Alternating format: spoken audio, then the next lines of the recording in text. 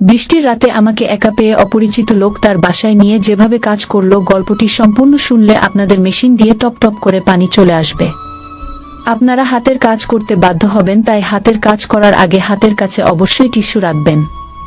Hello বন্ধুরা, আমার নাম প্রিয়াঙ্কা এবং আমি একটি আইটি কোম্পানিতে কাজ করি। আমি খুব সুন্দর একটি মেয়ে, আমার বয়স 25 বছর। আমি এখনো অবিবাহিত, কিন্তু কিছুদিন ধরে আমাদের কোম্পানিতে কাজ করা রোহন আমাকে পছন্দ করতে শুরু করেছে। আমরা দুজন একসাথে কাজ করতাম এবং অনেক সময় একে অপরের সাথে কাটিয়েছি। আমিও রোহনকে পছন্দ করতে শুরু করেছিলাম। সে খুব হাসি খুশি ছিল এবং সবসময় মজা করত। তার সাথে সময় কাটাতে আমার ভালো লাগতো। মাঝে মাঝে আমরা দুজন বাইরে রেস্তোরাঁও খেতে যেতাম। একসাথে 1 বছর কাজ করার পর রোহন আমাকে বিয়ের প্রস্তাব দেয় এবং বলে, প্রিয়াঙ্কা, আমি তোমাকে ভালোবাসতে শুরু করেছি। তুমি খুব সুন্দর এবং আকর্ষণীয়। তুমি আমার জীবনে এসে আমার জীবনকে সাজিয়ে দাও। তুমি কি আমাকে বিয়ে করবে? আমি খুশি হয়ে তার প্রস্তাবে হ্যাঁ বলেছিলাম এবং সে সম্পর্ক নিয়ে আমার বাড়িতে আসে। আমার পুরো পরিবার তাকে খুব পছন্দ করেছিল। সে ঠিক সেই ধরনের ছেলে ছিল যেমন আমার বাবা মা চাইতেন। রোহনের পরিবারও আমাকে পছন্দ করেছিল। আমাদের দুজনের পরিবারের সম্মতিতে আমাদের বিয়ে ঠিক হয়ে গিয়েছিল। বিয়ের তারিখ ছিল 20 দিন পর। বাড়িতে বিয়ের প্রস্তুতি জোরে সোরে চলছিল, কিন্তু আমি তখনও অফিসে যাচ্ছিলাম। আমি ভেবেছিলাম বিয়ের 2 দিন আগে ছুটি নেব, কারণ প্রাইভেট কোম্পানিতে ছুটি পাওয়া একটু কঠিন। মা বাবা বলেছিলেন, তুমি প্রস্তুতির চিন্তা করো না, সব ঠিক হয়ে যাবে। তাই আমি নিশ্চিন্ত ছিলাম এবং সব প্রস্তুতি আমার পরিবারই করছিল।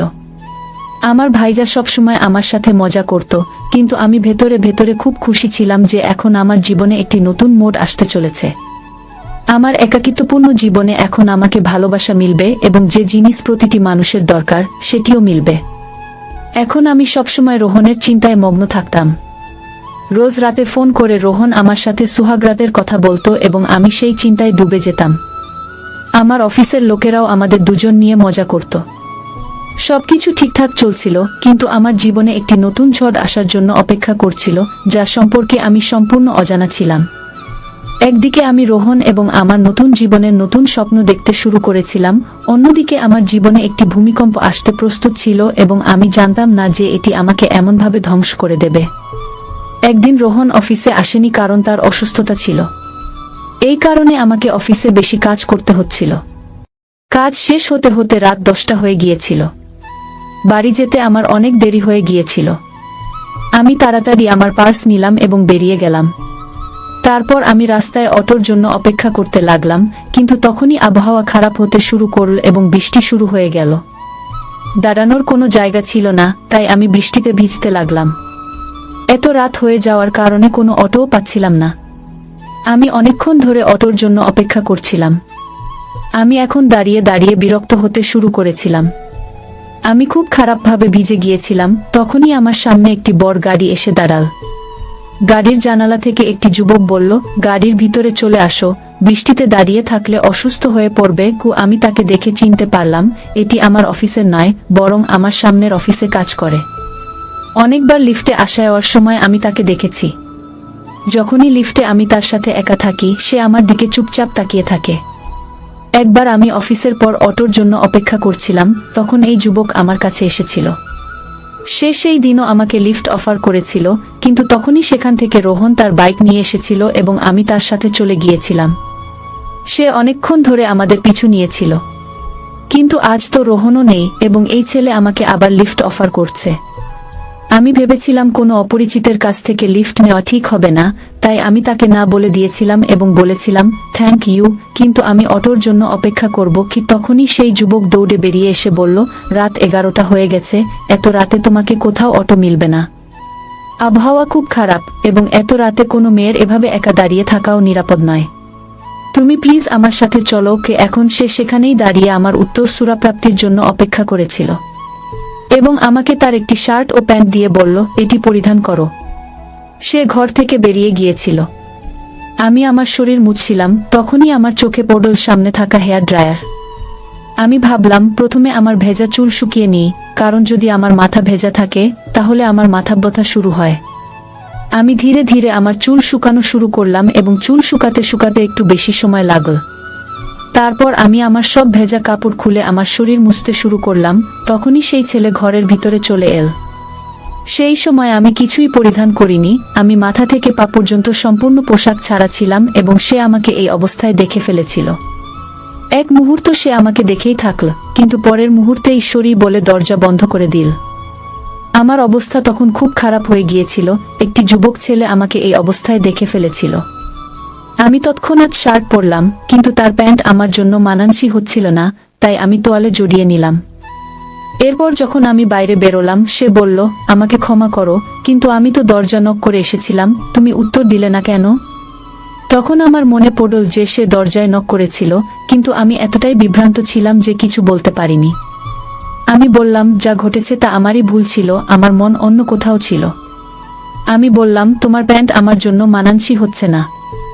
সে বলল, চিন্তা করো না, আমি তোমার কাপড় ওয়াশিং মেশিনে দিয়েছি, এতে সম্পূর্ণভাবে কাপড় শুকিয়ে যাবে, আধা ঘন্টা লাগবে।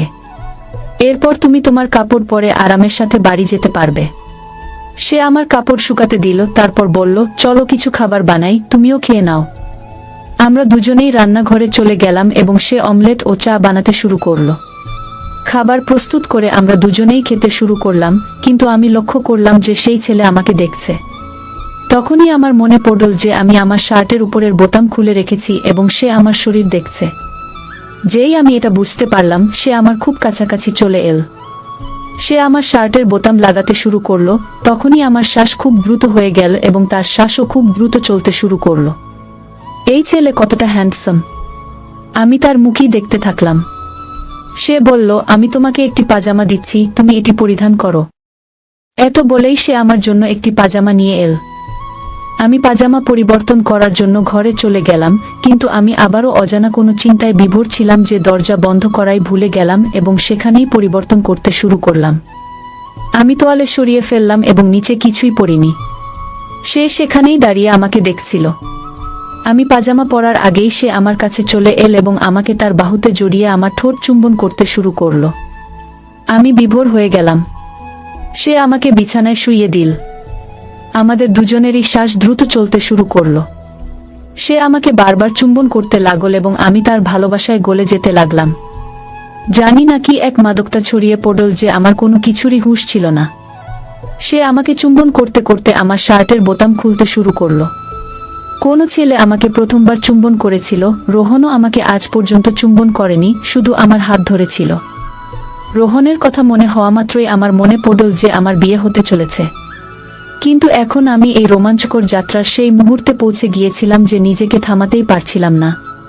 সে ধীরে ধীরে আমার শার্টের সব বোতাম খুলে দিল। আমি তার ভালোবাসার গভীরে ডুবে গেলাম। আধা ঘন্টা ধরে আমরা সুদবুদ হারিয়ে ভালোবাসা করলাম। কিন্তু তখনই হঠাৎ আমার মনে হলো, আমি কি করছি? এটা ভেবেই আমার চোখ থেকে অশ্রু বেরিয়ে এল। আমি বললাম, তুমি কি করছো? আমি তো তোমাকে চিনি না। সে বলল, আমি আকাশ সিংঘানিয়া। এই নাম শুনেই আমি চমকে উঠলাম, কারণ আমার পাশের অফিসের সিইও আকাশ সিংঘানিয়া, অর্থাৎ এটি একটি বেশ ধনী ছেলে। এবং সে কি আমাকে চেনে? কারণ প্রতিবার সে আমাকে তার বিল্ডিংয়ের আশেপাশে পায় এবং প্রতিদিন লিফটে আমার সাথে ওঠানামা করে।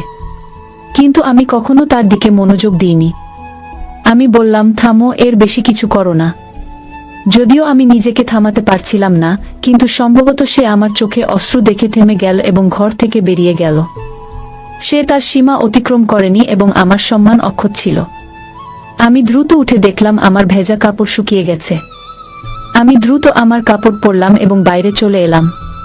আকাশ আমার দিকে তাকাচ্ছিল না, কিন্তু আমি তার সাথে কথা বলতে চাইছিলাম। সে আমার দিকে না তাকিয়েই বলল, চলো প্রিয়ঙ্কা, আমি তোমাকে বাড়ি ড্রপ করে দিই। আমরা দুজনেই গাড়িতে বসলাম। আমি চাইছিলাম আকাশ আমার সাথে কথা বলুক, আমাদের মধ্যে যা কিছু ঘটেছে সে সম্পর্কে কিছু বলুক, কিন্তু সে তো আমার দিকে তাকাতেই পারছিল না। আমার বাড়ির পা। সে এসে থেমে গেল এবং বলল, যদি চাও তবে ছাতা নিয়ে যেতে পারো। আমি তার দিকে তাকাতে লাগলাম, তখন সে তার পার্স খুলে তার কার্ডটি আমাকে দিল।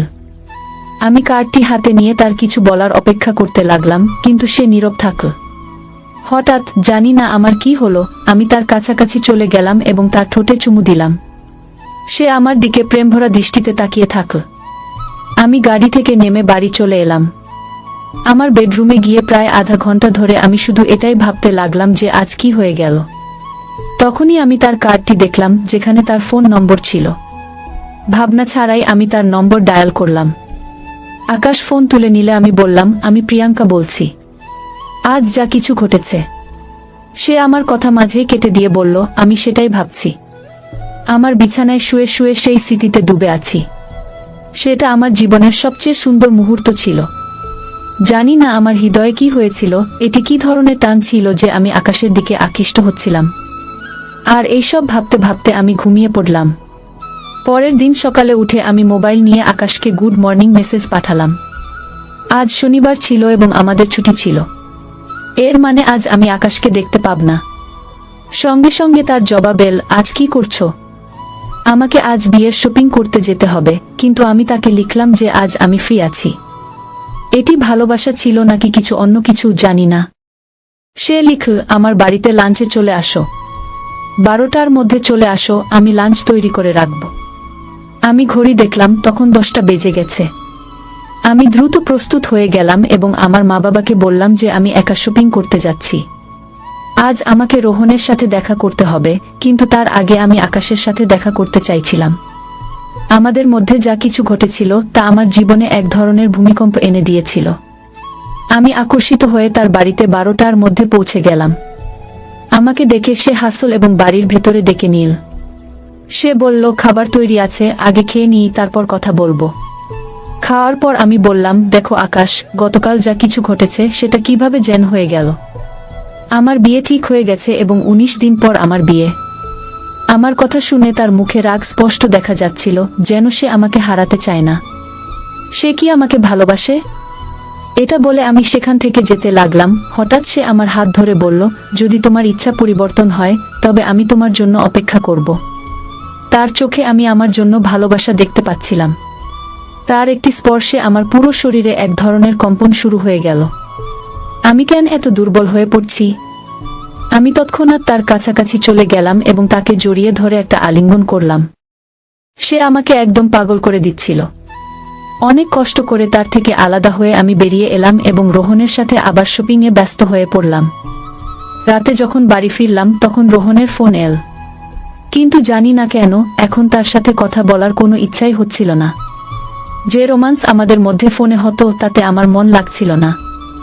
আমি বললাম, রোহন, আমি খুব ক্লান্ত, কাল কথা বলবো। এত বলে ফোন রেখে দিলাম এবং না চাইলেও আমি আকাশকে কল করলাম। আকাশ ফোন তুলতেই জিজ্ঞাসা করলো, আজ কি করেছো সারাদিন? আমি বললাম, আমি রোহনের সাথে বিয়ের শপিংয়ে ব্যস্ত ছিলাম। তুমি কি করেছো? সে বলল, শুধু তোমার ভাবনায় ডুবেছিলাম। সেই ভাবনা মন থেকে বেরোতেই চায় না। যদি কাল ফ্রি হও তবে প্লিজ লাঞ্চে চলে আসো। আমি বললাম, আমি আসব না। তুমি জানো আমার বিয়ে হতে চলেছে। এত বলে ফোন রেখে দিলাম। কিন্তু জানি না সে কি শক্তি ছিল যে পরের দিন 12টায় আবার আমি তার বাড়িতে পৌঁছে গিয়েছিলাম। আকাশ আমাকে দেখে মুচকি হাসতে লাগল এবং তারপর আমাকে ভিতরে ডেকে নিল। খাবার খাওয়ার পর আমরা দুজন সোফায় বসেছিলাম। হঠাৎ সে আমার উপর ঝাঁপিয়ে পড়ল এবং আমাকে ভালোবাসতে শুরু করলো। আমাকে চুমা দিতে লাগল এবং বলল, তুমি তো বলছিলে যে আমি আসব না, তাহলে কিভাবে চলে এসেছো? তুমিও কি তাই অনুভব কর যা আমি করি? তাহলে এই দূরত্ব কেন? আসো, এই দূরত্ব মিটিয়ে দেই কি? তার কথায় আমি মাতাল হতে শুরু করেছিলাম। আমি তার ভালোবাসা অনুভব করতে শুরু করেছিলাম। সেই মুহূর্তে আমি এতটাই ডুবে গিয়েছিলাম যে সে আমাকে সম্পূর্ণভাবে নিজের করে নিয়েছিল। যখন আমার জ্ঞান ফিরে এল তখন অনেক দেরি হয়ে গিয়েছিল। 18 দিনের মধ্যে আমার রোহানের সাথে বিয়ে আছে, কিন্তু আমি সম্পূর্ণভাবে আকাশের হয়ে গিয়েছি। আকাশ বলল, এখন তুমি আমার, আমি তোমাকে ছাড়তে পারবো না। চলো আমার সাথে। উইসে আমাকে নিয়ে তার গাড়িতে আমার বাড়িতে চলে গেল এবং সরাসরি আমার বাড়ির ভিতরে ঢুকে পড়ল। তারপর আমার মা বাবাকে ডাকতে শুরু করল। আমার মা বাবা এসে তাকে খুব অদ্ভুত দৃষ্টিতে দেখতে লাগলেন। আকাশ নিজের পরিচয় দিল, তারপর বলল, আপনাদের মেয়ে এবং আমি এক হয়ে গিয়েছি, এখন আলাদা হতে পারবে না কি? তার এই কথায় আমার মুখ সম্পূর্ণ লাল হয়ে গেল। সে কিভাবে আমার মা বাবাকে এই কথা বলল? আমার মা বাবা বড় চোখ করে আমার দিকে তাকাতে লাগলেন। বাবা বললেন, কিন্তু মেয়ে, কিছুদিন পর তো রোহানের সাথে তোমার বিয়ে হতে যাচ্ছে। কিন্তু তখনই আকাশ তার পকেট থেকে একটি বাক্স বের করল। যখন সে বাক্সটি খুল, তার ভিতরে একটি আংটি ছিল। সে সেখানেই দাঁড়িয়ে আমার মাথায় সিঁদুর দিল এবং বলল, এখন থেকে প্রিয়াঙ্কা আমার স্ত্রী। কুশে আমার হাত ধরে আমাকে নিয়ে তার বাড়িতে চলে গেল। তারপর কি বলবো, সেই ভূমিকম্পের সঙ্গে আমি ভেসে গিয়েছিলাম। রোহানের হৃদয় ভেঙে গিয়েছিল।